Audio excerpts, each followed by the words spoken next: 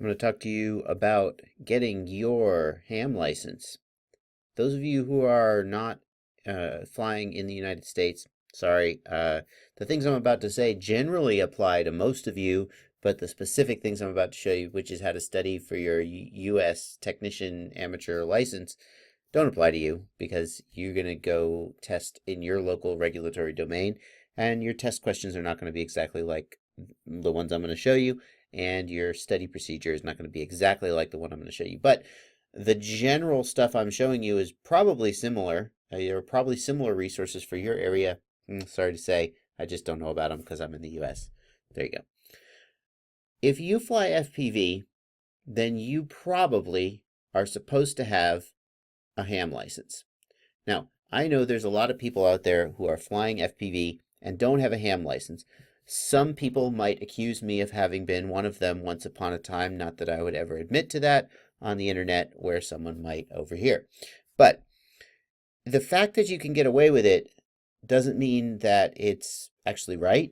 And, I think, I don't know, it felt good when I passed that test and I knew I was like actually legit. I don't know, maybe I'm old and I don't get a thrill out of breaking the rules. I went to fly at a construction site the other day and I saw a no trespassing sign and I saw another sign that said this site under 24-hour video surveillance. And I went, oh, I guess I'll fly somewhere else. And then I realized I was old. So, but that's me. It's good to have this stuff. The chances that you're ever going to get the FCC called on you, it's not like the guy who operates a ham radio station out of his house, where if he's doing something illegal and he's interfering and then eventually somebody tracks him down and the FCC knocks on his door and says, here, we're fining you.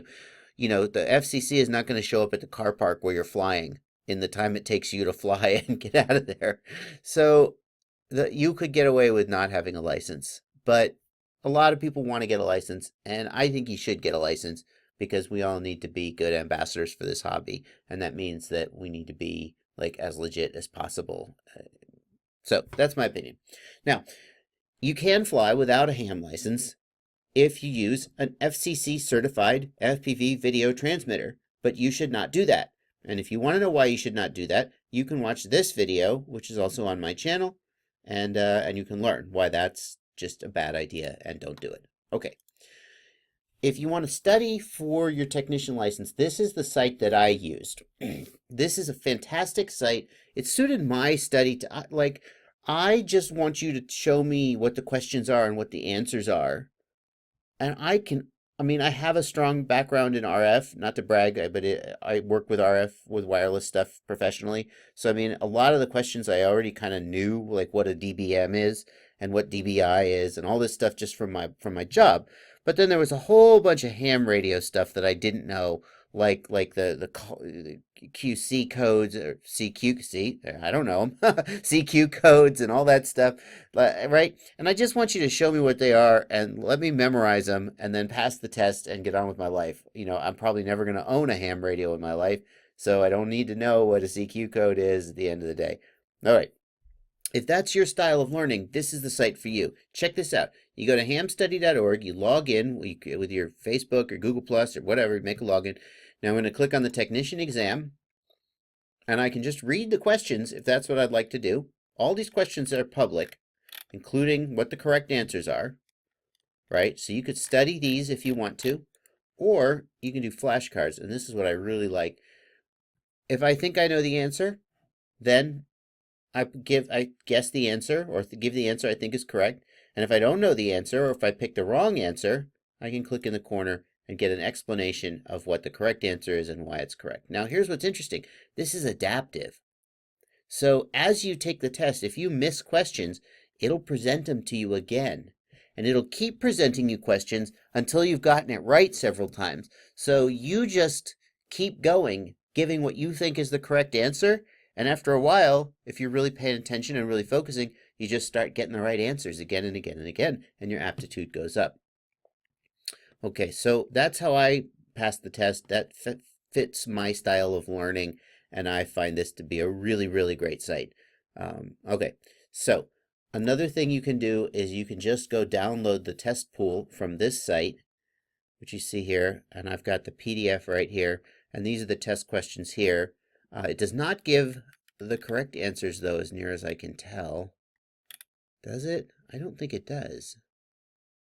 So that's, in my opinion, not as good, but there they are. That's another way you can get the test pool if you want something you can like print out. So there you go. Those are some study resources for passing your technician exam. It's not a super hard exam. You don't have to do Morse code anymore like you used to. If you don't have a strong background in some RF and electronics already, like if you don't know Ohm's law and so forth, then it may be more of a challenge than for somebody who already has that background. If you have a decent ability to memorize, and some people are just better at memorizing than others, right? That's just a skill some people have. If you have a decent ability to memorize, you can probably study for a couple days, memorize the answers, go in, take the test, and walk out, and there you go. And then you're legit, right? Then you got a call sign, and you can put that on your camera, and then everybody can see it's you've a license, you have a ham license, yeah. You're one of those cool guys with an antenna on your car. Anyway, all right. So I think I might do a little bit more discussion. Maybe I'm going to fall into a pit here because I thought of this actually when somebody commented on one of my other videos that said, "Oh yeah, Bruce was going to do a ham radio prep series," and you know, Bruce has a lot of videos he's working on, and you know, some of them may see the light of day, and some of them may not. And I thought, oh, I should do a video about how I studied. And maybe I'll talk about some questions, but if I end up never getting back to it, then you know that me and Bruce are on the same page in that respect. But anyway, that's all for now. As always, happy flying.